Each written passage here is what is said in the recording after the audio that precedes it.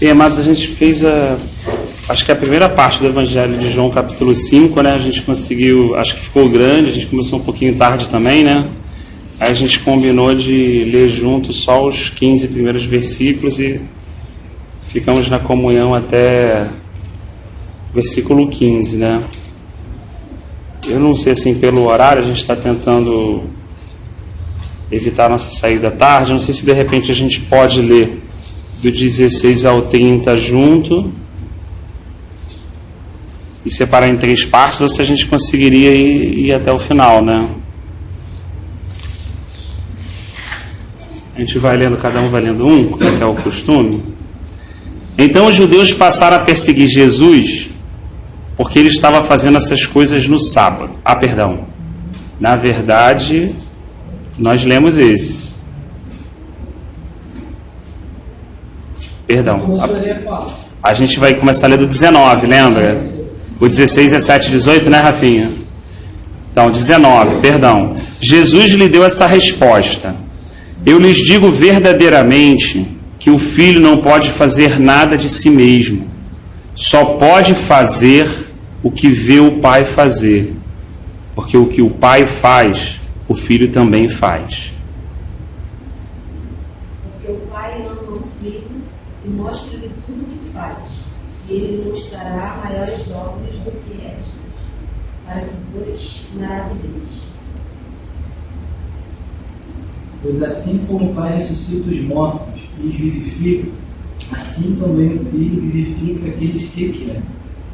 O Pai não julga ninguém, mas deu ao Filho todo o poder para julgar, a fim de que todos respeitem o Filho, assim como respeitem o Pai. E não respeita o Filho, também não respeita o Pai, que o enviou. Em verdade vos digo, quem ouve minha palavra e crê naquele que me enviou, tem a vida eterna. Não entra em juízo, mas passou da morte para a vida. Em verdade vos digo que vem a hora, e agora é, em que os mortos ouvirão a voz do Filho de Deus, e os que a ouvirem viverão. Porque como o Pai tem a vida em si mesmo, assim deu também ao Filho ter a vida em si mesmo. Ele deu ao Filho autoridade para julgar, pois ele é o Filho do homem. Não fiquem admirados por causa disso, pois está chegando a hora em que todos os mortos ouvirão a voz do Filho do homem. E os que fizerem o bem sairão para a ressurreição da vida, e os que fizeram o mal para a ressurreição da condenação. Por mim mesmo nada posso fazer, eu julgo apenas conforme ouço, e o meu julgamento é justo, pois não procuro agradar a mim mesmo, mas aquele que me enviou. Amém.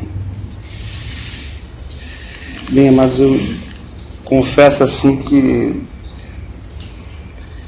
estive conversando um pouquinho no carro, né, tendo comunhão na vinda, e o nosso dia às vezes é tão agressivo, né, assim, quantidade de problemas que a gente tem que administrar, né, a correria da vida, as pressões, os conflitos interpessoais que ocupam muito o nosso dia a dia, seja em relação à nossa própria família ou em relação ao entorno, no trabalho, né? Eu estava assim, como a gente precisa, um tempo de comunhão com o Senhor, não só esse coletivo que a gente tem aqui, mas individual também, né? Eu sei que é uma correria muito grande, mas parece que a cada dia assim, se faz necessário o máximo que a gente puder ouvir Deus durante o dia, o máximo que a gente conseguir ouvir o Espírito Santo ao longo do dia.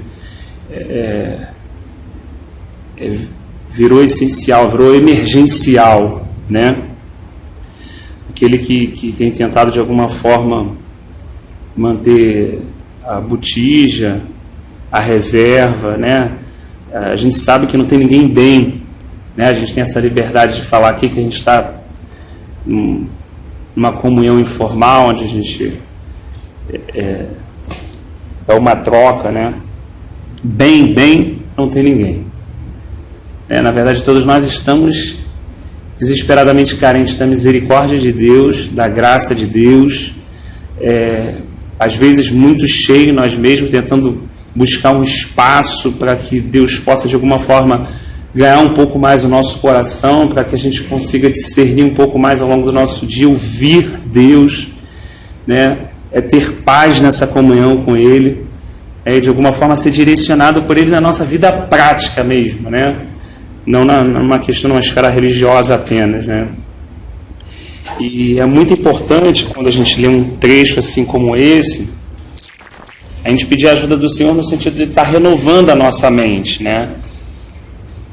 Para que a gente possa ler, conversar aqui juntos e discutir, mas tentando de alguma forma que o Senhor faça aquilo que a gente sempre pede, né? Ele diz que os seus caminhos são mais elevados que os nossos caminhos, né?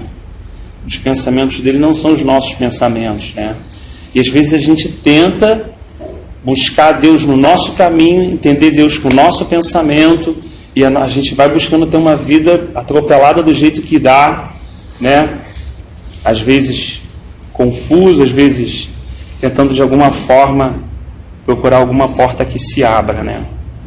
Então é importante assim a gente diferenciar a vida que o Senhor nos propõe no Espírito e a nossa vida natural, né? E no domingo eu fiquei um pouco pensativo em relação a isso, assim, sendo confrontado pelo Senhor, né? De algumas atitudes minhas, e o Senhor me trouxe aquele, assim, fiquei imaginando as últimas horas de Noé. O que veio na minha cabeça na hora foram as últimas horas de Noé, sabe? Foi assim, ele entrando, o texto diz que ele ainda fechou o Senhor fechou ali compartimento, ele ainda ficou 7 dias ali até que caísse o primeiro início de chuva, ninguém percebeu e de repente veio o dilúvio. Eu fiquei imaginando exatamente aquelas horas, né? Às vezes a gente lê assim, rápido, mas eu fiquei imaginando as pessoas de idade que não podiam andar no meio do dilúvio. Eu fiquei imaginando as pessoas cegas, deficientes mesmo, vindo do dilúvio, crianças. Eu fiquei imaginando toda aquela tragédia acontecendo, né, de uma maneira bem prática, assim, não lendo o texto só na esfera religiosa, mas bem prática, toda essa tragédia, pessoas batendo cabeça, né, pessoas que não conseguiam se locomover, pessoas já de idade, criança, e vindo toda aquela quantidade de água e matando todos os seres viventes da terra. Quando a gente pensa num momento como esse, o nosso homem natural, ele rapidamente se propõe a pensar que Deus é mau. Ou quando a gente não tem coragem de dizer que Deus é mau, no mínimo a gente fica chateado, ou a gente fica muito, sabe, intransigente no nosso interior quando a gente vê aquilo, né? O nosso homem natural, ele sempre vê o momento, aquele ato, e a gente é rápido em se precipitar, em julgar, em falar as coisas, em fechar os quadros, em entender o cenário da vida das pessoas, da nossa própria vida, né? E a gente não para e pensa que Deus esperou 100 anos pacientemente para que todo o ser que respirasse pudesse de alguma forma se arrepender. A gente não tem paciência, às vezes, eu digo por mim, não vou falar pelos irmãos, né? Às vezes a gente não espera nem 3 meses, nem 6 meses para uma pessoa mudar. A gente já fala assim, pô, caraca, a gente está falando direto com a pessoa, pô, o cara não vê, o cara não enxerga, pô, o cara não se toca, o cara não entendeu ainda que é 3, 6 meses, né? Deus esperou 100 anos, esperou quase 40 anos ali. Foi o ministério mais ou menos profético de Jeremias, né? Então é interessante como que a gente não para ver o quanto Deus é paciente, o quanto Deus é longânimo, o quanto Deus é bom, sabe? A gente não consegue às vezes nos aquietar e ver que Deus é Deus e discernir isso. Eu peguei um momento, assim, na verdade, estou compartilhando com os irmãos, mas que a gente pode trazer para a realidade da nossa vida. Às vezes a nossa vida está indo mais ou menos e tal, daqui a pouco, bum, vem uma rebordosa, dá uma virada, uma pancada, e a gente é rápido em fechar um cenário, a gente é rápido em construir um julgamento, a gente é rápido em ficar chateado, a gente é rápido em ficar emburrado, a gente é rápido em ficar de beicinho, a gente é rápido em parar de falar com alguém, a gente é rápido em ficar indignado. Mas a única coisa que a gente não faz é ficar indignado com a gente mesmo, é ficar triste com a gente mesmo, porque o tempo passa e a gente não consegue conhecer o Deus que a gente serve. A gente não consegue de alguma forma olhar para esse Deus e saber como Ele é. Como é que é o coração dele, sabe? E olhar para o que Ele, entre aspas, entregou, o que, entre aspas, Ele perdeu. Ou a forma como muitas vezes Ele amorosamente nos cerca. Então, assim, quando a gente trilha com uma mente muito natural, fica muito difícil de que a palavra encontre de alguma forma lugar no nosso coração, na nossa vida. Porque ou a gente vai usar a palavra como alguma bengala para se explicar, para fechar o nosso quadro, porque a gente está entendendo, ou a gente de alguma forma vai cair rendido e deixar que Deus de alguma forma nos conquiste, né? A chacoalhada não muda ninguém, o susto não muda ninguém, mas Ele faz a gente parar para ouvir a Deus. E quando a gente ouve o Senhor, o nosso coração aberto, começa um processo de mudança na nossa vida. O que muda não é o susto, o que muda ninguém não é o milagre, o que muda ninguém é aquela providência, nada disso muda um indivíduo. O que muda um indivíduo é a voz de Deus, é o próprio Deus falando, ministrando e conversando com aquele indivíduo. Às vezes em um momento coletivo, às vezes em um momento individual, mas o tributo, o reconhecimento de qualquer tipo de mudança em qualquer coração começa em Deus. Qualquer um pode ser instrumento para regar, mas Ele é o único que é suficientemente poderoso para dar o crescimento. Então a gente vai, de alguma forma, conversar sobre isso que Jesus está compartilhando. E eu gostaria de traçar essa reflexão antes da gente começar a pensar nisso. E no versículo 19, Jesus expressa dizendo assim, que Ele, olha que coisa interessante, Ele não pode fazer nada de si mesmo. A gente sabe que Ele é o alfa e o ômega, o início e o fim, o autor e consumador da fé, o pão vivo que desceu do céu, a verdadeira água, né, do capítulo 4, que sacia a sede, né, o verbo que se fez carne, a graça e a verdade encarnada, né, o caminho, a verdade e a vida, a ressurreição e a vida.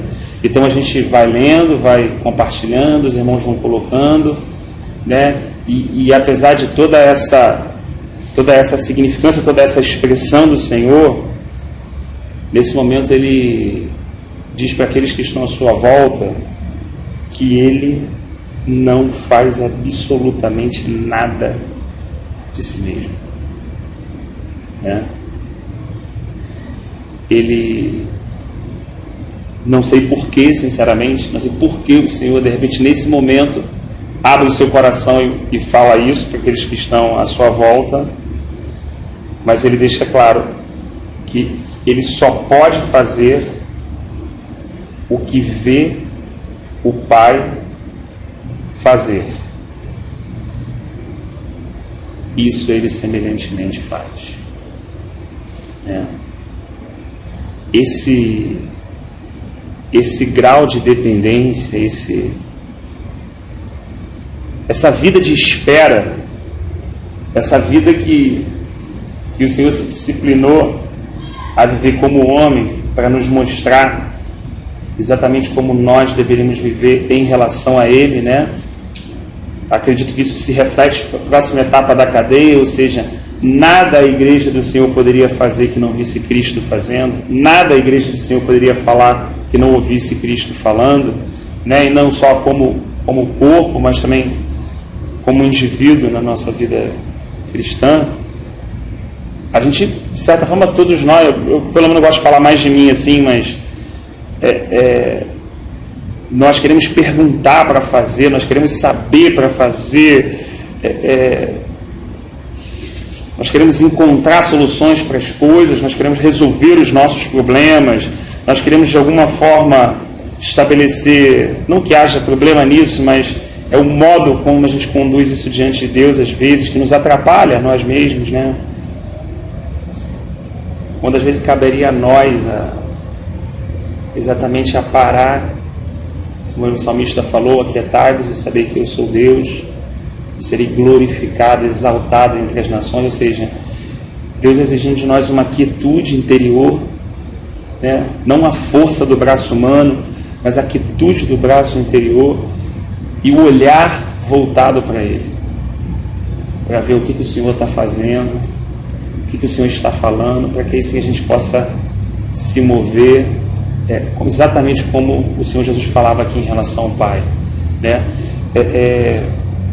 Nós fomos ensinados até o Evangelho vir e chocar a nossa vida. Nós fomos ensinados a fazer, a construir, a edificar, a guardar, a proteger, né? O nosso sistema de merecimento é muito forte, né? Nós fomos ensinados assim, ensinamos, nós repetimos ensinos que nós recebemos inconscientemente, né? Às vezes a gente não para um pouquinho para refletir sobre essa graça de Deus,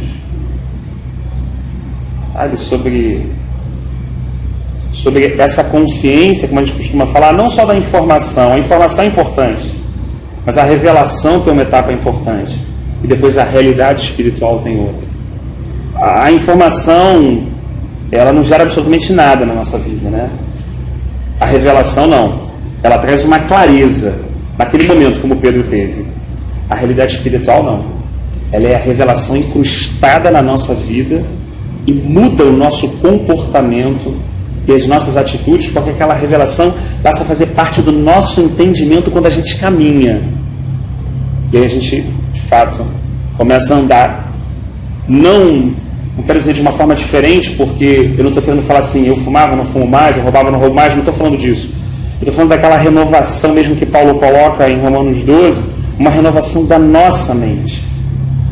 Sabe? Por que a gente fica chateado com Deus às vezes? Vamos ser sinceros, né? Não estamos num culto formal. Quem aqui já não ficou chateado com Deus? Quem não fica? Quem não está, de repente? Quem não cria uma expectativa e fica indignado, às vezes nem sabe que está chateado com Deus. Às vezes acha que está chateado com o pai, com a mãe, com o irmão, com o marido, com a mulher. Na verdade, é só a pessoa que ele está vendo ali, mas de alguma forma ele quer encontrar um causador para a situação que ele se encontra hoje, né? E quando a gente é sincero, a gente vai ter que chegar, vai ter que deixar o pai de lado, a mãe de lado, o filho de lado, o marido de lado, o irmão de lado, o pastor de lado, no seguinte sentido, e olhar e falar assim, puxa vida, Deus está esperando esse momento entre eu e Ele, esse momento em que eu pare um pouquinho, me aquiete e olhe para Ele, e que realmente faça uma reflexão profunda, sabe? O trabalho está uma pedra. Não é o trabalho que está uma pedra, sou eu que estou uma pedra. Mas o casamento é difícil. Não é o casamento que é difícil, sou eu que sou difícil. É quando a gente realmente se aquieta, para de externalizar as responsabilidades da nossa vida e decide realmente ter um momento assim, não só um momento, mas ter aquele diálogo pessoal com o Deus que se apresentou para nós. Não só o Deus do culto, o Deus da pregação, não. Mas um Deus que de alguma forma a gente não conhece muito bem Ele. A gente tem algumas informações sobre Ele, mas a gente sabe que Ele morreu pela gente. A gente sabe que Ele deu a vida por nós. Mas se a gente for muito sincero aqui nessa noite, irmãos, vou começar de mim, eu vou falar. Quantas vezes quando eu estou caminhando no outro dia, eu estou tendo uma reação no meu trabalho e tudo, quantas dessas reações estão impregnadas com a consciência de que Jesus morreu por mim? Poucas. Estou falando de mim, Rafael, poucas.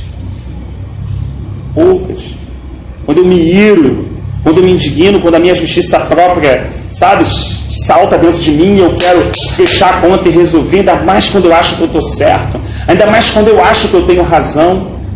Razão hoje tem sido uma das maiores ferramentas de Satanás. Porque o cristão não tem razão, ele tem cruz. Nós recebemos um convite do Senhor. Negar a nós mesmos, tomar a nossa cruz e seguir Ele. Outras situações vão derivar disso, trocar o fardo leve e suave, encontrar descanso. Mas todas essas fazem parte de um contexto, de um convite maior. Então, assim, grande parte dos problemas que nós tivemos hoje na segunda-feira, das decepções e tristezas que nós tivemos hoje, no final de semana, na semana, no mês, podemos dizer que quase da totalidade delas se deve ao fato de não se aquietar e olhar para Cristo e fazer aquilo que Ele está fazendo. Em algum momento rápido, nosso caminhar natural ele é rápido em olhar para a gente. Se você faz algo comigo, eu percebo muito rápido.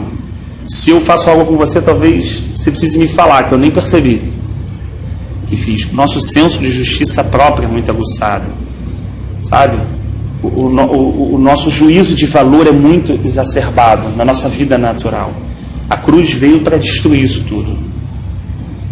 Jesus não só morreu no nosso lugar, como diz Paulo em Romanos, e nos incluiu naquele lugar. Então, com isso a gente remove toda espécie de ensino que quer nos dar razão, que diz assim, faz isso mesmo. Pô, a pessoa está pintando e bordando, meu irmão. Já deu na tua cara. Quantas vezes esse ensino chega no nosso dia a dia? O cara que passou arranhando o lado do nosso carro. O que surgiu. Nesse momento, eu, Rafael pessoal, vejo a superficialidade que o Evangelho alcançou na minha vida ainda. Porque naquele momento não vem na minha mente de forma nenhuma, irmão, andar a segunda milha. Não vem espécie alguma dar também a túnica além da capa. Não vem. Sabe o que na hora salta dos meus olhos? O que eu perdi. O que o cara fez comigo. O modo como ele me tratou. Por quê, irmãos? Porque eu ainda estou no centro da minha vida. Porque o olhar principal ainda é almático. É sobre o meu coração, sobre as minhas necessidades, sobre as minhas perdas. Mas um evangelho nos foi pregado de que alguém abriu mão de tudo que tinha, da sua glória, de quem ele era, de onde ele estava, e se esvaziou para habitar num corpo humano, semelhante ao nosso. E não só parou aí, veio caminhando em direção a uma morte, e a uma morte vergonhosa de cruz. Esse é o evangelho que chegou até nós. Evangelho bíblico. O evangelho que fala de uma pessoa que agiu dessa maneira e que ensinou outros homens a caminharem dessa forma. Confrontou outros homens a deixarem de olhar para si mesmo e olhar para Deus. Sabe? É aquele momento rápido. E esse compartilhar não é um compartilhar de acusação ou de condenação. Não, eu não estou me autocondenando, eu não estou me autoacusando, não. Mas eu estou refletindo. Né? Quando a gente é bonito, a gente quer um espelho bom, mas quando a gente quer feio, a gente quer um espelho embaçado. Assim o Rafael, pô. Se eu estou feio, eu quero um espelho embaçado. Para quê? Para não ver a minha feiura. Mas se eu acho que sou muito bonito, eu quero um espelho perfeito. Falta dentro de mim ainda um desejo maior de poder me ver como Deus me vê. Tanto alguém que lhe dá valor, que ele ama, como alguém que precisa ser profundamente mudado e transformado. Como alguém que não é um bom crente. Não é um cara legal. O que ele está pesando não é um frequentador de culto, não é um estudioso da palavra, não é a pessoa que tem essa maneira... Não. É o quanto essa vida que ele viveu aqui permeia a minha vida. É quanto essas coisas que ele ensinou também se encarnaram na minha vida. Que valor tem Jesus Cristo para mim e para você? Que valor tem essa pessoa?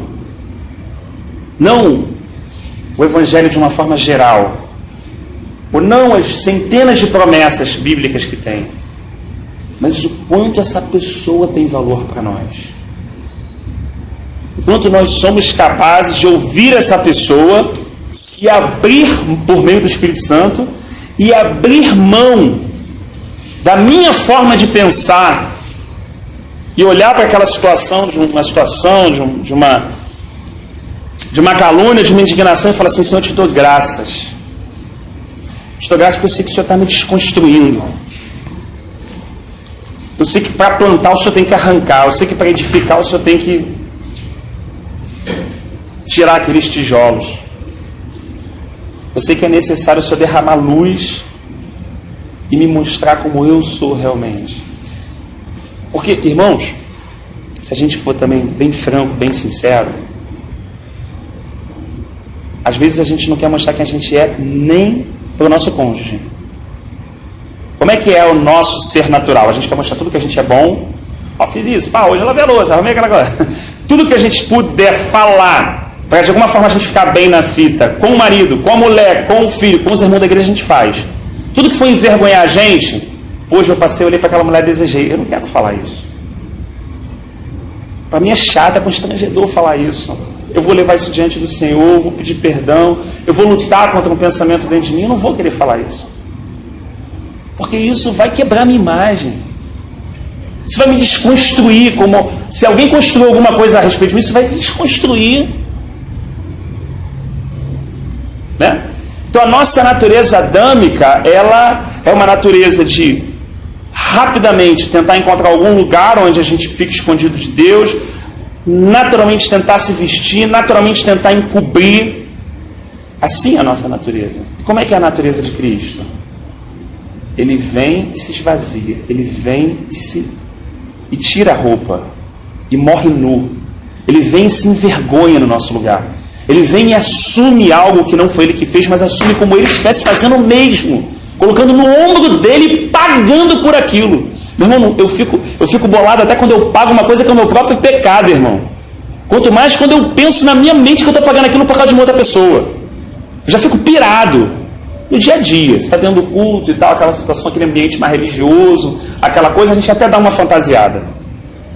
Mas na prática mesmo, quando tu toma uma chulepada, na prática mesmo, quando a gente toma um chega para lá, na prática, quando alguém age com a gente de um modo como a gente achou que aquela pessoa não deveria agir, dificilmente a gente olha para Cristo e fala assim: obrigado, Senhor. Porque o Senhor é Deus, e o Senhor se fez homem e passou isso de uma forma infinitamente mais agressiva do que eu estou passando, e sem merecer. Sem merecer. E o Senhor passou aquilo, o Senhor abraçou aquilo, o Senhor carregou aquilo por mim. E eu sou o ladrão pendurado do outro lado da direita, que a única diferença do outro ladrão é que, pô, cara, eu sou ladrão também, mas esse cara que está aqui entre a gente é um santo, ele é um homem de Deus. Ele não é como a gente no sentido da escolha que foi feita. Eu mereço. Você vê que a única diferença, o que é ali? É o resumo do Evangelho. Todo mundo é ladrão. Todo mundo está destituído da graça de Deus. A hora que a gente se acha bonzinho, porque está numa congregação, tem um cara lá fora, a gente se acha melhor do que o ímpio, melhor do que o cracudo, melhor do que o fulano, a gente ainda não entendeu a graça de Deus, a gente ainda está no merecimento. Quando a gente ainda faz aquela oração, Senhor, graças te dou, porque eu estou aqui no estudo, o outro irmão está lá no Castelo das Pedras, pô. Quem disse que eu quero estar no estudo? Quem disse que eu mesmo viria por mim? Se a graça de Deus, uma graça de Deus que atrai, que chama, que convida, que dá aquele despertar para a gente naquele momento de orar, você fala assim, pô, vou orar. Na verdade não está. Na verdade é aquele convite, é que a gente não percebe, mas nasce dele, passa pela gente e volta para ele. Irmão, tudo está em Cristo. Cristo é o centro de todas as coisas. Todos os tesouros estão escondidos em Cristo.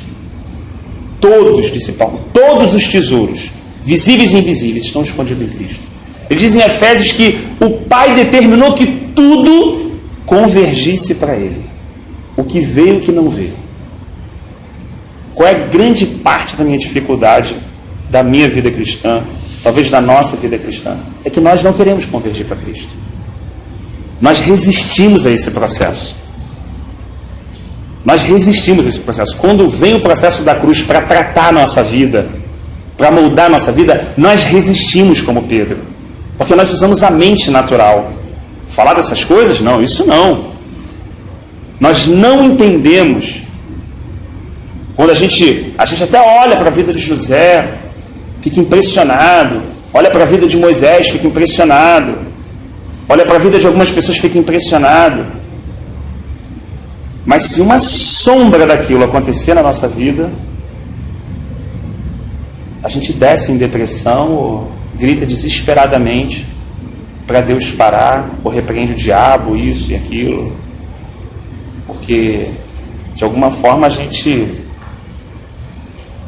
quer seguir a Jesus no nosso coração. Mas a gente não quer negar a nós mesmos, nem tomar a nossa cruz. E não que haja problema nisso, tá, irmãos? Porque nós somos assim mesmo. Talvez o que esteja faltando para mim seja a transparência de assumir isso para Deus na minha vida diária e falar assim: Deus, eu não consigo. Eu vou ser bem sincero, eu penso em mim mesmo, Senhor. Eu penso em mim mesmo. Na hora, a minha chateação é porque eu não concordo com o Senhor. É claro que eu não falo do Senhor, mas eu não concordo da forma como a coisa aconteceu. Eu acho que não deveria ser assim. Eu questiono a tua sabedoria. Eu questiono a tua direção. Eu questiono a forma como o Senhor trabalha, mas eu não quero ser assim, Senhor. Eu quero que o Senhor me ganhe. Eu quero que o Senhor encontre espaço na minha vida de tal forma que os meus olhos possam estar tão fitos no Senhor que o Senhor vá me conduzindo nesse caminho por fé, independente de como Ele está se propondo no meu dia a dia. Eu quero aprender como o Senhor aprendeu quando esteve aqui e olhava para o Pai e só fazia o que o Pai fazia e só falava o que o Pai falava. Eu quero que o Senhor me ajude nisso. Como reagir dentro de casa? Como responder a uma indignação? Como me portar diante de uma afronta? Como reagir diante de uma calúnia? Como reagir diante de uma injustiça? Como reagir diante de um prejuízo? Como reagir diante de uma traição? Isso vai mostrar, de fato, o quanto o reino de Deus cresceu na nossa vida. Não o conhecimento em si, o fato de Deus usar cada um de nós, todos nós aqui que estamos aqui somos vaso. Deus pode usar um irmão com uma palavra de conhecimento, sabedoria, revelação, trazer uma situação. Os dons que o Espírito de Deus distribuiu segundo seu querer, a sua estratégia, os ofícios, os encargos. Não estamos falando dessas questões. Estamos falando desse tratado do Senhor na nossa vida. Já fomos justificados. Ele fez isso naquela cruz. Agora estamos sendo santificados. E a gente, de alguma forma, ainda que pequena, já alcançou no Senhor, que a santificação não está ligada à forma que a gente se veste, se o irmão está aqui assim, assado, se tem essa forma de falar ou a outra. Não, a gente sabe que essas questões ficaram para trás. Sabe que o que o Senhor quer mesmo é tratar algo bem profundo no nosso coração. Isso até é mais fácil para a gente. Pior são as coisas que Ele de fato deseja tratar lá dentro mesmo, lá dentro do nosso coração. Imagina o que cada discípulo desse passou, irmãos. Imagina o quanto cada discípulo desse aqui foi confrontado mesmo. Sabe? Teve seus altos e baixos, teve seus momentos de experiências, sim, muito importantes. Teve momentos assim onde não conseguia levantar, não conseguia nem se olhar no espelho. Sabe? Como o Senhor vai trabalhando na nossa vida, como o Senhor usa processos para mostrar a nossa condição. não simplesmente para evidenciar a nossa condição, não, pastor, uma vez a nossa condição revelada, para que Ele aplique o remédio, para que Ele comece um processo de restauração, de saúde, de mudança na nossa vida, de coisas que às vezes as pessoas não vão ver, ninguém vai ver num culto, ninguém vai ver num louvor, mas entre a gente e o Senhor algo está mudando. O Senhor está entrando e a gente está saindo. Alguma coisa Ele está fazendo no nosso coração. Ainda que amanhã a gente erre de novo naquele aspecto. Sabe? De noite, de novo, a gente deve somente satisfação ao Senhor. A gente vai chegar de novo diante do Senhor com a mesma esperança de que o coração dele é misericordioso, é bondoso, e de que aquele que começou a boa obra, ele vai ser fiel para terminar. Se nós não nos escondermos, se nós não vivermos a nossa mesmice, se nós não nos satisfizermos com uma vida espiritual rasa, de cultos, se a gente se propor realmente a confessar os nossos pecados uns aos outros, a abrir a nossa vida, a ajudar um outro a carregar a sua cruz, ser mais verdadeiro, mais autêntico, ser mais sincero, ser diante das pessoas o que a gente é diante de Deus e diante de Deus o que a gente é diante das pessoas, né? Entender o outro, se ver no outro, começar um processo sincero de amar o Senhor, de alguma forma perceber o quanto Ele nos ama. Isso de alguma forma surtir uma gratidão na nossa vida, né? Ele diz assim: pois o Pai ama o Filho e lhe mostra tudo o que Ele faz, sim, para a admiração de vocês, e Ele lhe mostrará obras ainda maiores do que essa. Pois da mesma forma que o Pai ressuscita os mortos e lhes dá vida, o Filho também dá vida a quem Ele quer. Aqui o Senhor estava falando sobre a sua missão. Os judeus conheciam Yahvé Echad, o Deus único. Eles conheciam Yahvé Jireh, mas eles não conheciam o Filho de Deus. Paulo diz em Efésios que era um mistério oculto. Ninguém sabia que Deus tinha um filho. Aliás, eles passaram 70 anos no cativeiro exatamente por adorar muitos deuses, em vez do único Deus. Eles eram monoteístas, mas viviam uma vida de idolatria, e Deus tratou eles durante aqueles 70 anos na Babilônia. E agora Deus revela o seu coração e diz que Ele tem um filho. Ninguém sabia que Deus tinha um filho. Todo mundo esperava o Messias, Yeshua HaMashiach, um rei, mas que Deus tinha um filho? Olha que coisa. E muitos daqueles que viveram ainda naquele tempo ainda não tinham a compreensão tão clara como depois, nas cartas, o Espírito Santo vai abrindo para esses irmãos. Mas se o mistério do Pai é o Filho, o mistério do Filho é a sua noiva, é a sua igreja. Será que todos nós entendemos o que é a igreja?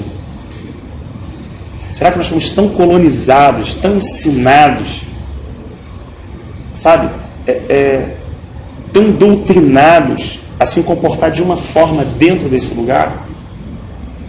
Algumas pessoas vêm quando entram, muda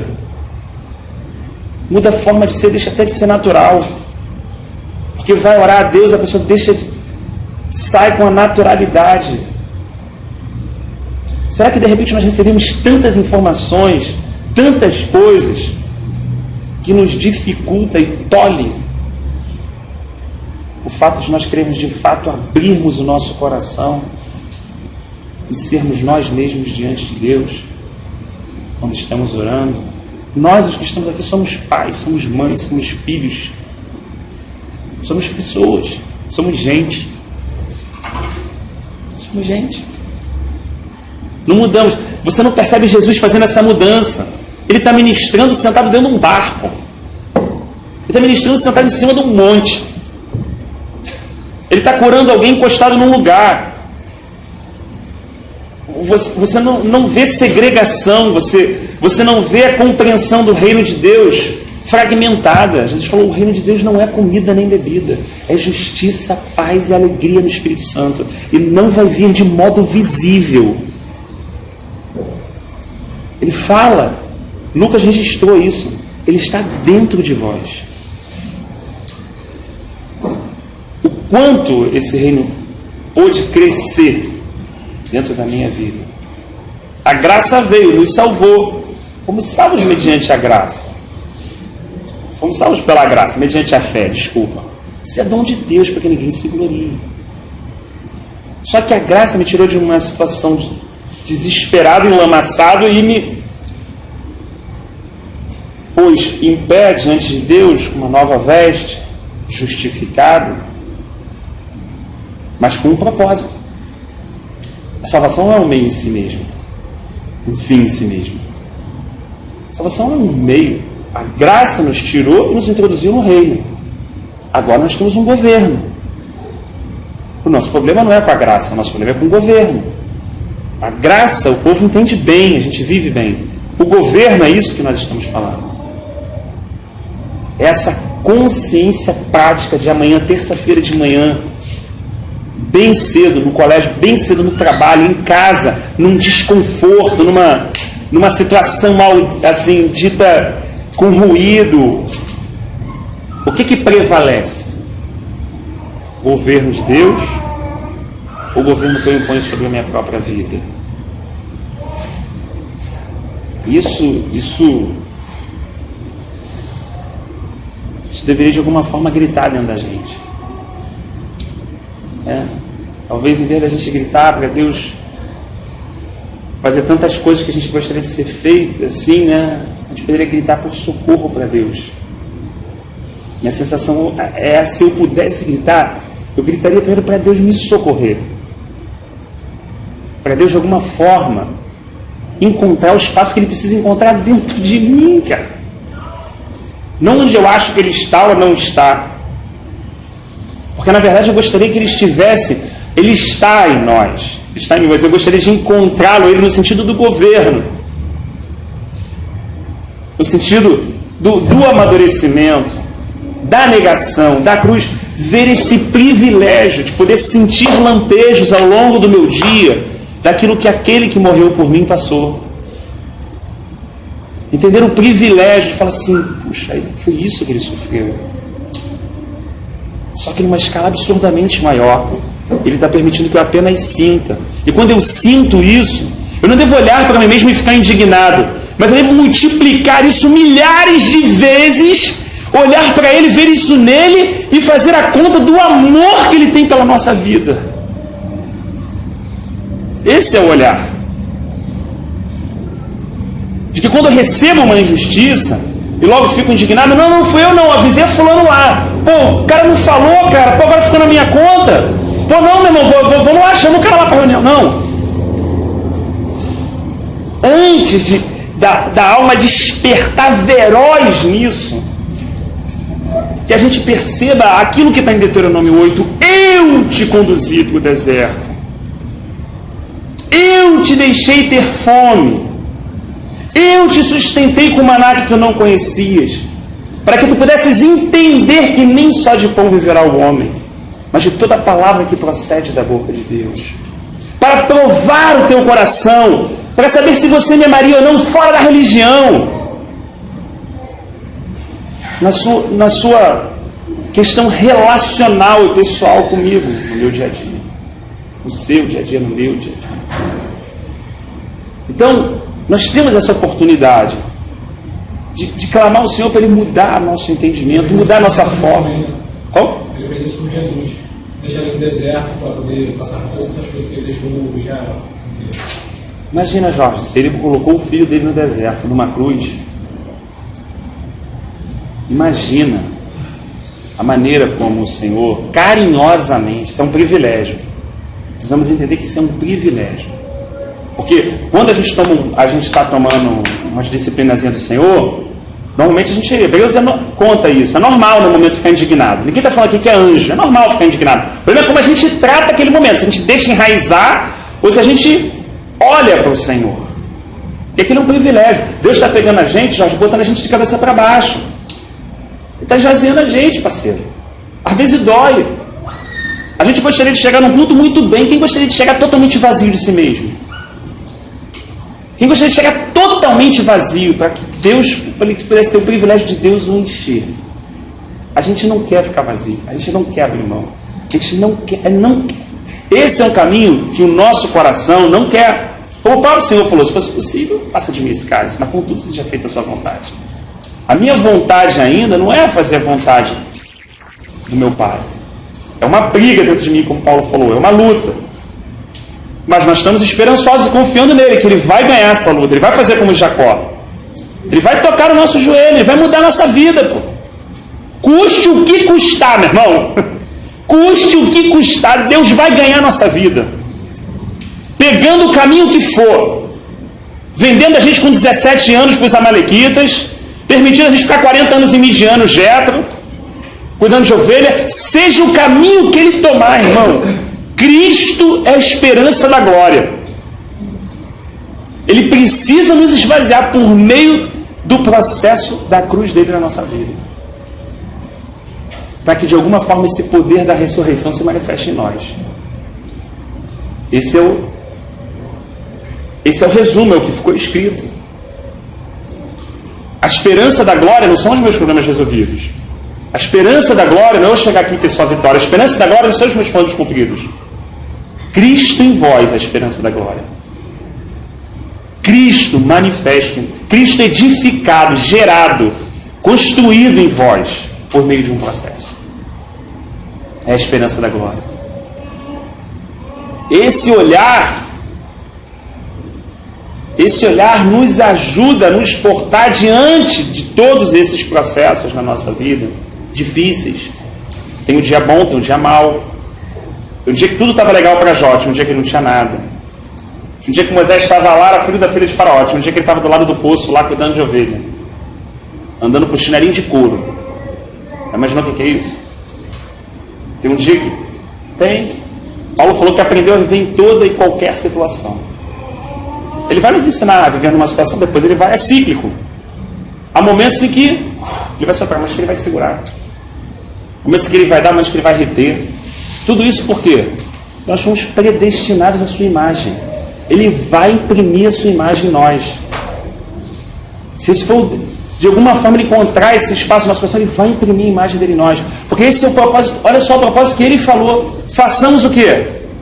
O homem, como, irmãos? A nossa imagem, a nossa semelhança. Esse projeto nunca falhou. Esse projeto nunca caiu por terra. Os planos de Deus jamais podem ser frustrados.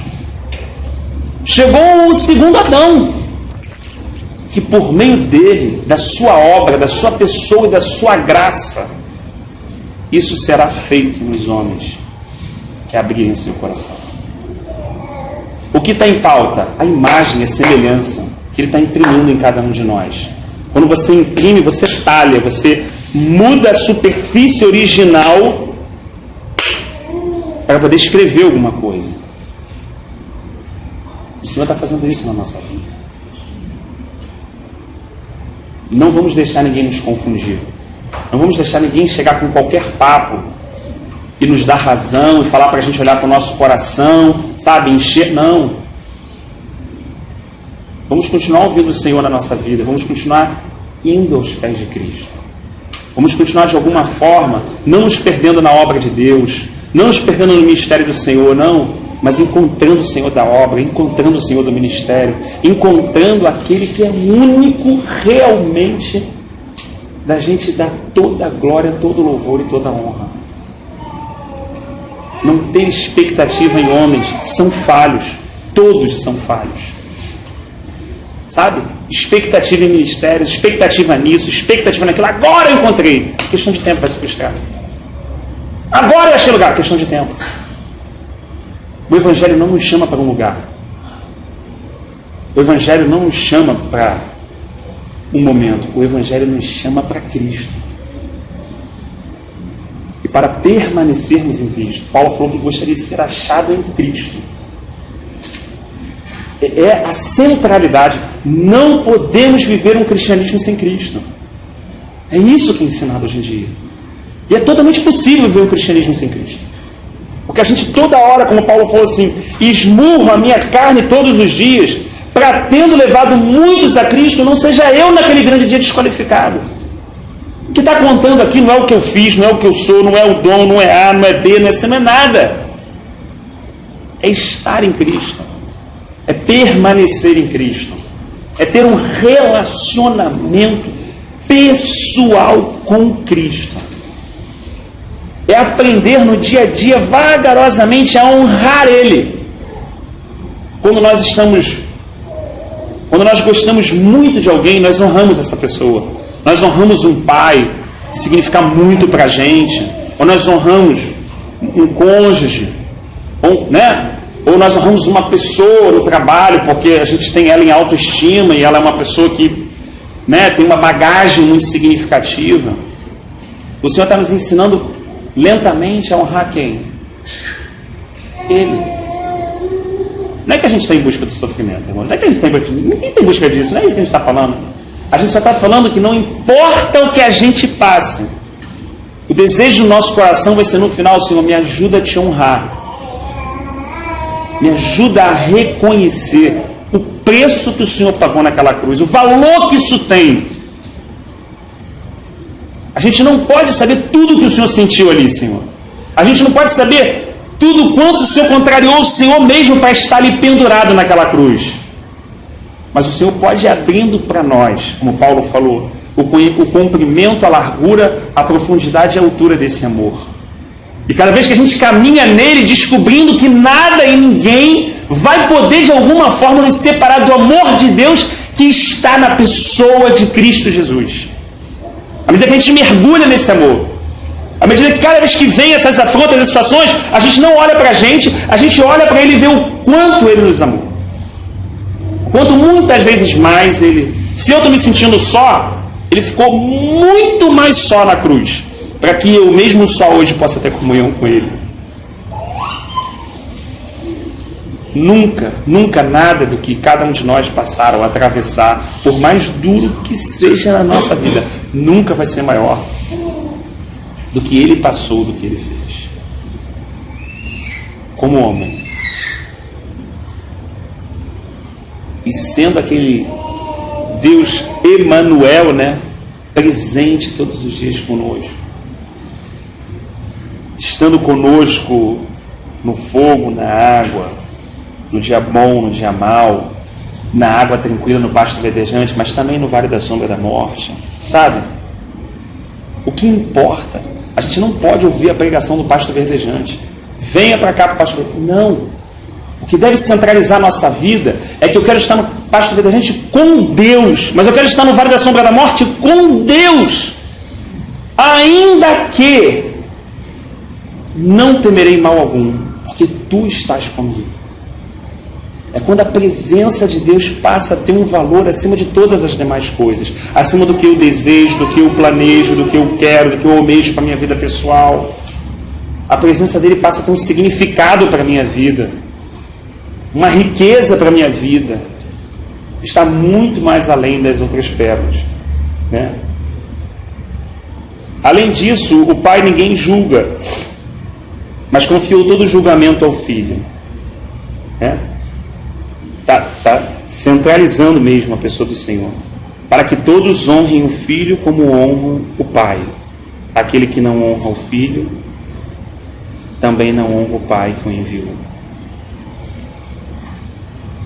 Essa questão relacional entre eles, Jesus diz mais lá na frente do capítulo 17 que é uma glória, porque ele diz assim: Senhor, dá a eles a glória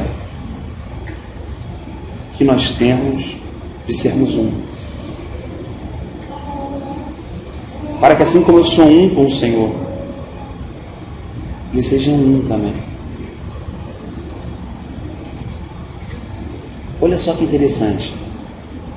A glória de Deus, de alguma forma, de algum aspecto que eu não entendo muito bem, está ligada à questão da unidade. Então, que espaço tem para o evangelho individualista? Que espaço tem para eu chegar aqui e orar para eu ser curado individualmente e resolver meu problema.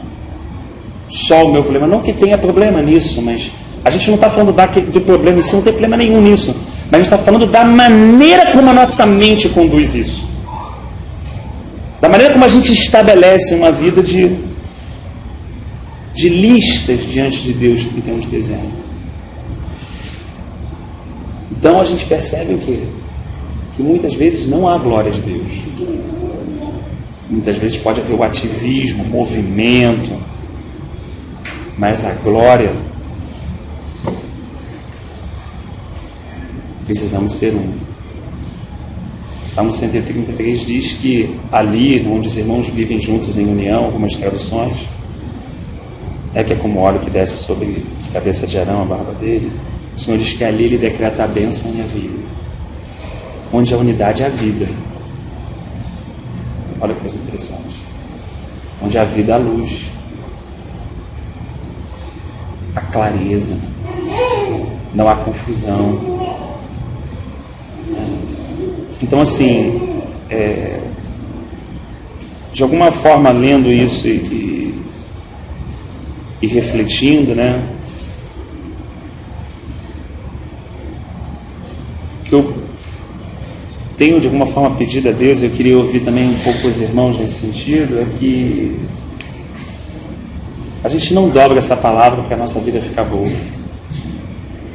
Acho que essa palavra continue reto para desentortar a minha vida.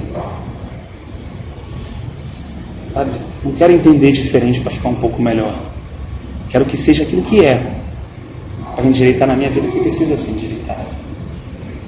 Às vezes eu ouço da minha mulher: Rafael, você é extremamente egoísta. Eu paro e penso assim: Deus, o que eu preciso para deixar de ser egoísta? O que eu preciso? Eu sei que eu sou egoísta. Amém? O Senhor está me revelando isso. Há pessoas próximas de mim que dizem isso. Mas o que eu... Senhor, eu não tenho a capacidade de mudar isso. Essa obra é o Senhor que faz. Me ajuda quando as circunstâncias que o Senhor criar na minha vida para curar o meu egoísmo, que eu não corra delas, que eu não repreenda elas achando que é o diabo, mas que eu receba elas como um remédio, como um unguento para sarar as feridas mais profundas da minha vida. Para que o Senhor de alguma forma alcance uma transformação bem real na minha vida, bem autêntica, para que a pessoa que caminha do meu lado possa de alguma forma daqui a algum tempo falar assim: Cristo ganhou isso em você. Cristo ganhou isso em você. Hoje eu vejo que não é mais você. Nesse aspecto é Cristo vivendo em você. Aquela necessidade que você tinha de falar, de se justificar, de mostrar. Deus ganhou aquele aspecto. Ele tira, mas tudo que ele tira, ele enche com ele mesmo. O amor dele é maravilhoso.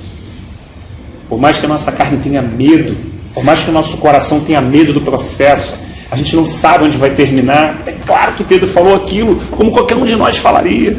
Senhor, para de falar isso. Que isso, pô? Fala aí de multiplicar pão, multiplicar peixe, mas que o Senhor vai morrer, que o Senhor vai sofrer.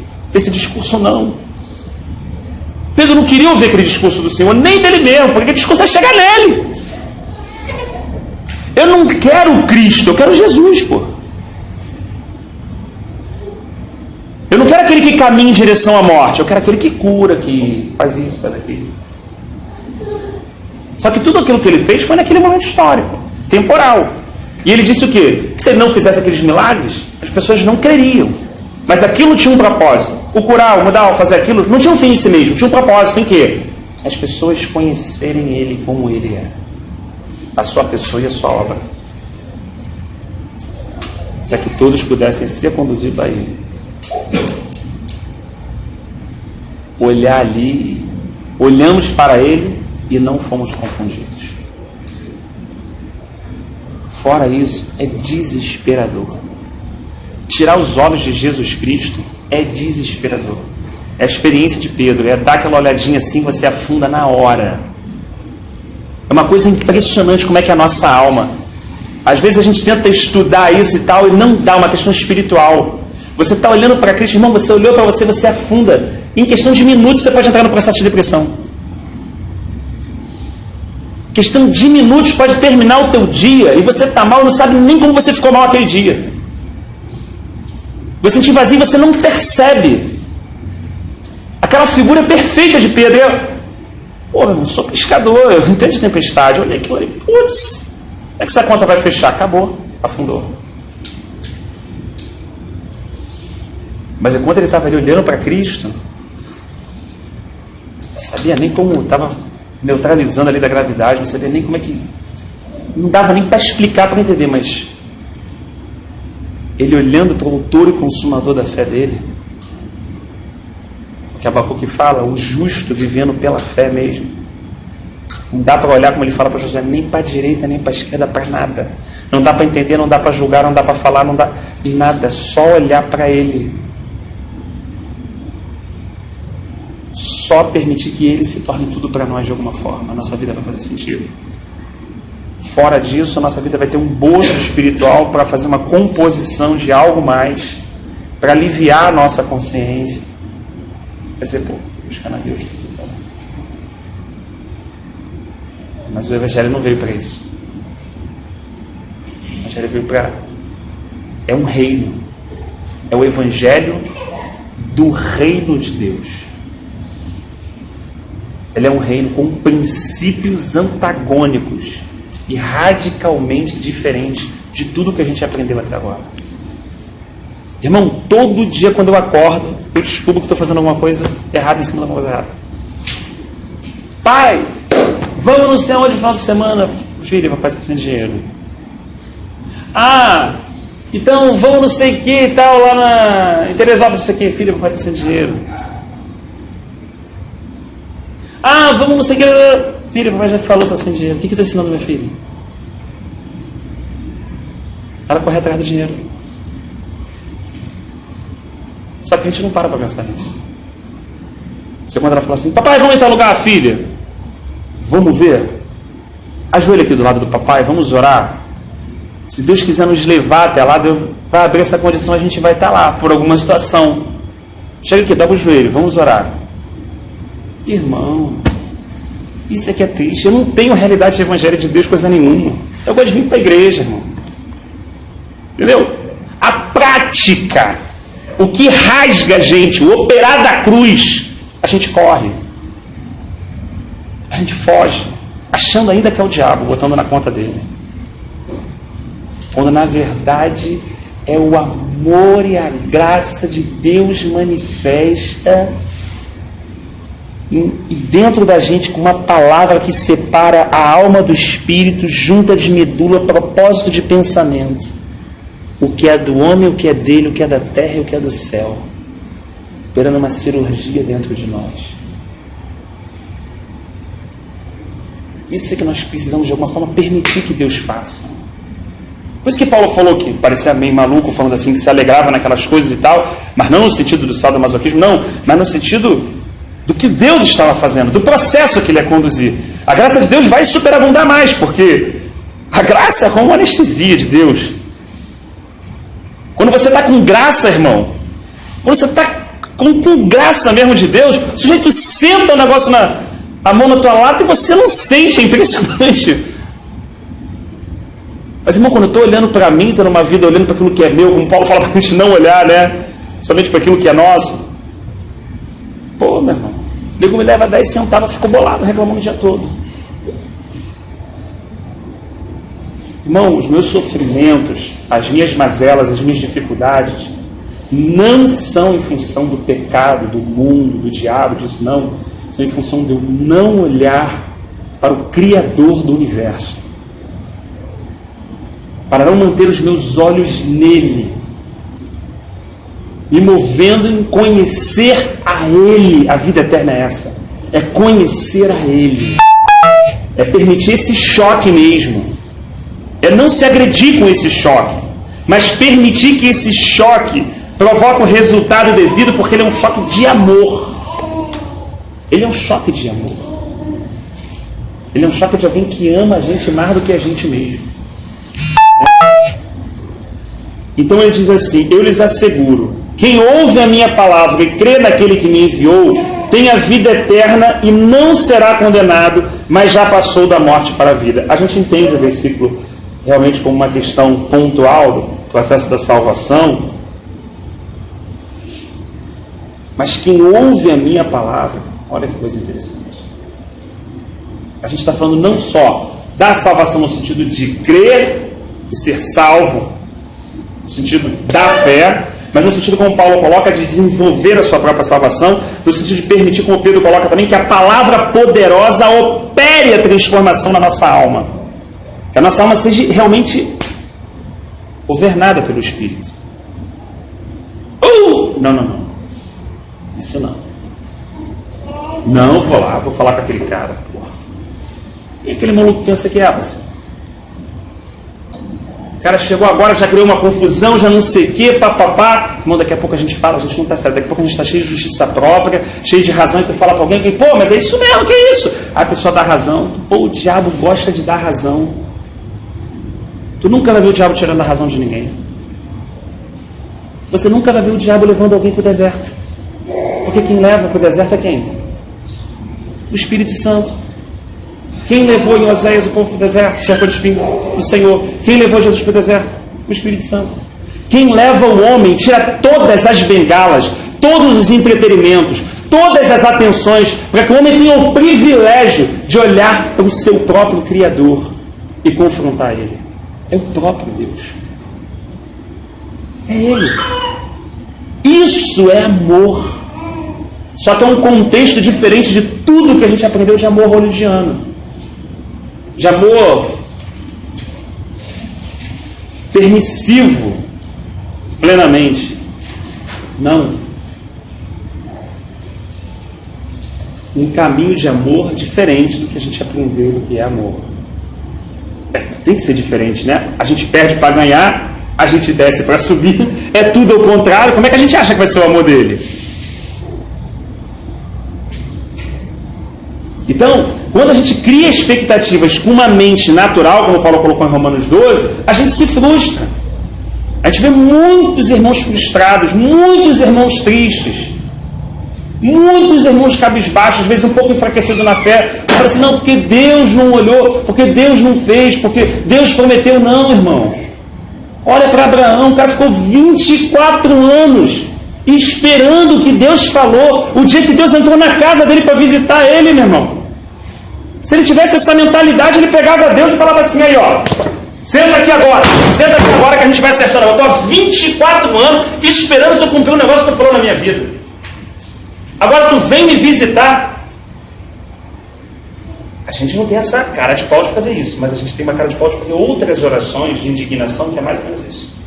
Palavras um pouco trocadas, mas assim, que no fundo tem isso, essa chateação que a gente está com Deus.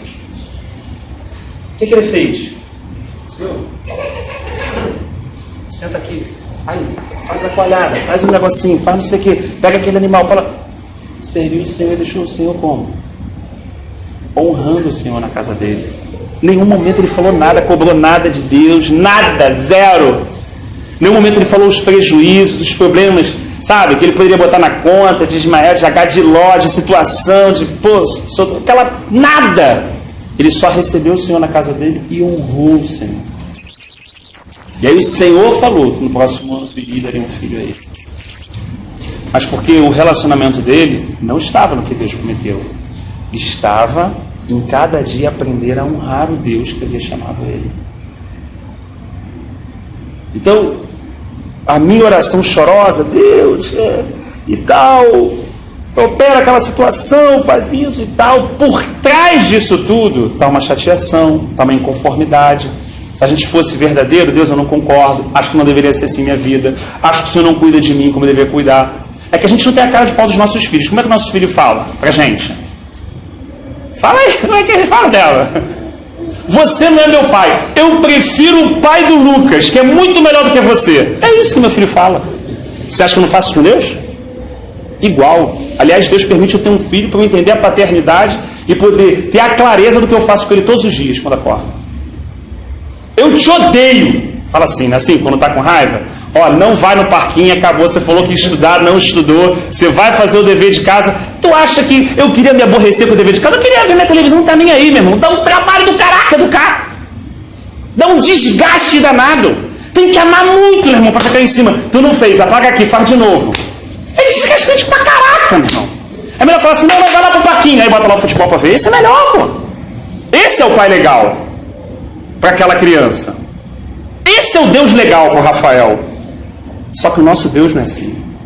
Ele vai sentar do nosso lado e vai falar assim, faz o dever. Pô, não adianta, cara, vou apagar para fazer de novo. Quando você não escrever a palavra certa, a gente não vai sair daqui. Mas quanto tempo eu vou levar? Por que você ficou 40 anos, pô? Porque não dava para tratar em 38. Pô, por que Paulo ficou há 13 anos no deserto da Arábia ainda? Por que Jacó passou 20 anos, meu irmão? 7 mais 7 mais 6. Por que José passou seus 17 anos? Porque não dava para fazer em 10, pô. Cada coração leva tempo para ser tratado pelo oleiro, que tem a mão sobre o barro.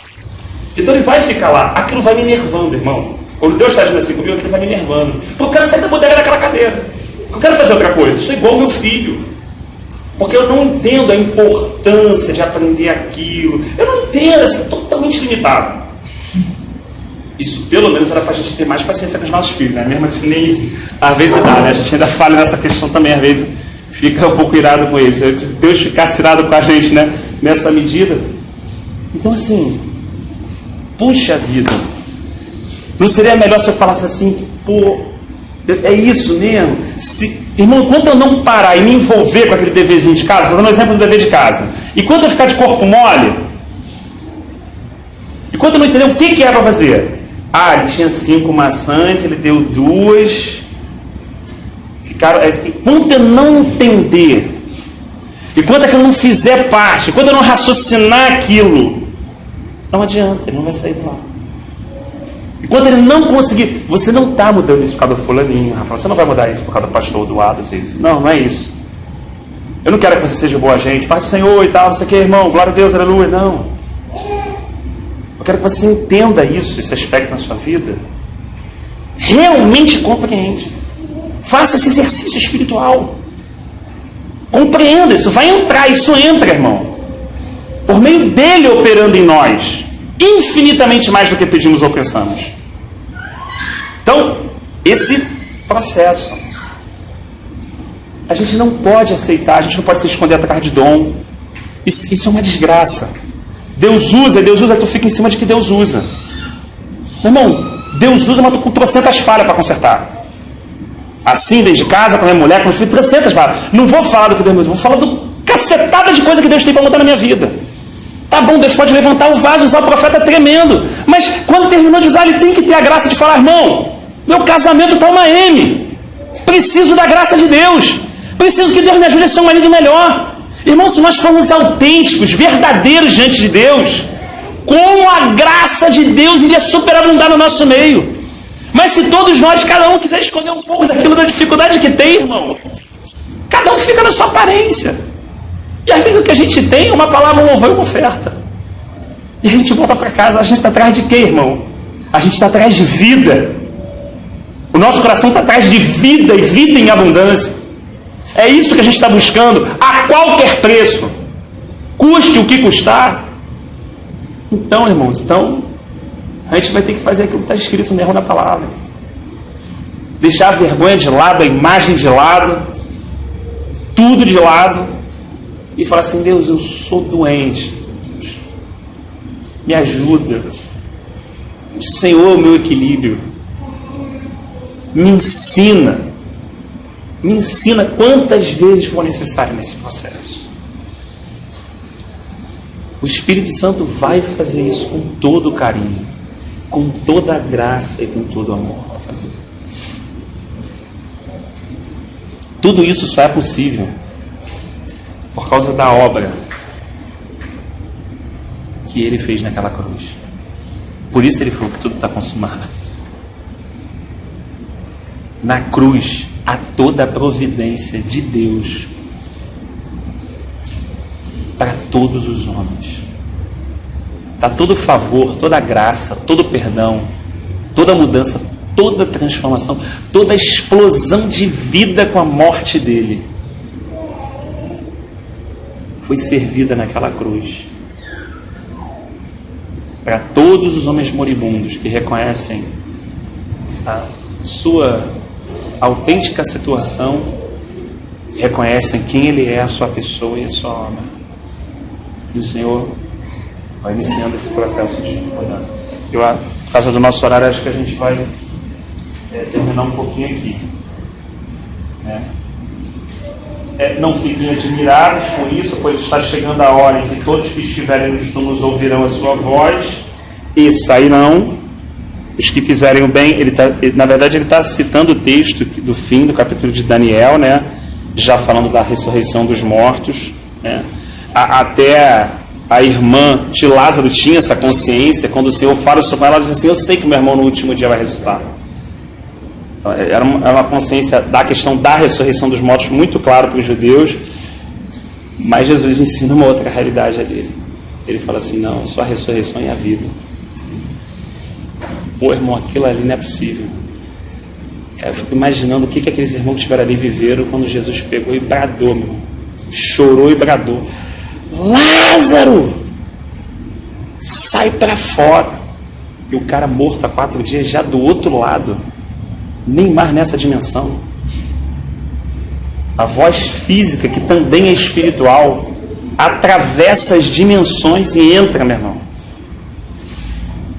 numa outra esfera, e o cara ouve e retorna. Todos os órgãos dele, perfeito funcionamento, coração, tudo que acaba em 2, 4, 6, 8 horas, tudo restaurado novinho, nego tirado de volta. Se Jesus fez isso com Lázaro, vocês acham que de fato ele não pode mudar a nossa vida? Não pode mudar a nossa vida? Não pode deixar a gente menos cabeça dura, menos teimoso, menos incrédulo? Pode. Todos que ouvirem a minha voz, ele pode fazer isso, né? Então, assim, versículo 29 e 30, acho que a gente podia fechar por aqui, assim, pelo tempo, né? E tentar ficar com esse contexto da centralização do Filho de Deus, da pessoa, da obra dele, da missão dele, do que o Pai colocou sobre ele, o julgamento, a vida, né? Às vezes,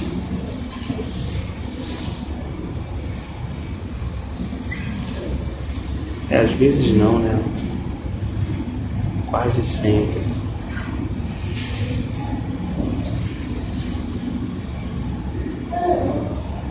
A gente demora, é uma coisa que a gente percebe na Escritura, né? O povo fica rodando.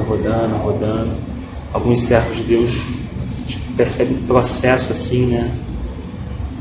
E às vezes a gente é tardinho em aprender, a gente demora um pouco. Puxa, era isso que eu tinha que fazer. Caramba, eu tinha que ir lá no fulano, pedir perdão, me humilhar. Levei 4 anos para fazer isso. Aí Deus demorou 4 anos? Não, eu demorei 4 anos.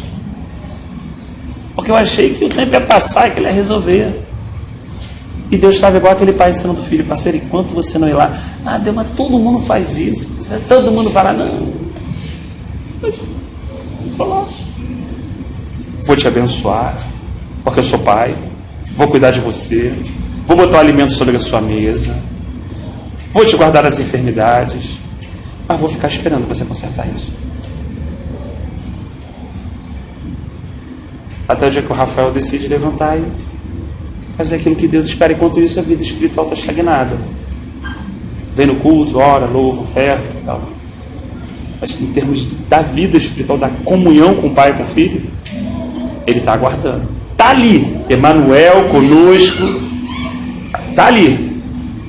Mas vai ser também firme do que ele deseja que a gente faça nele, né? O irmão gostaria de expressar uma coisa que está no seu coração, falar. Eu gosto da nossa graça, assim, de tipo informação, revelação e reino. Acho melhor porque aquela ideia daquele copo sujo, né, cara? O copo começa sujo, mas você passa o sabão, que seria essa informação, mas ele vai continuar sujo. Mas quando você passa o sabão para que ele possa soltar essa sujeira, quando vê a água, e a água seria essa revelação. E essa questão de revelação superando a graça. Seria como se ela enchesse, começasse enchendo o copo por dentro, limpando ele por dentro, para depois por fora ele também ser limpo. Ele afundaria ali e ele escorreria para fora também limpando ele. E ali, na parte do reino, que seria a última parte da prática, seria essa ideia de que esse copo sendo usado já. E um copo não bebe água, ele serve para que outros bebam. Então, nessa prática, seria quando alguém começasse, depois de ser limpo, e depois de todas essas partes da informação, de ter sido limpo ou superabundar a graça nele, que seria essa revelação, aí começaria a entregar água para outros, para que outros pudessem se alimentar dela.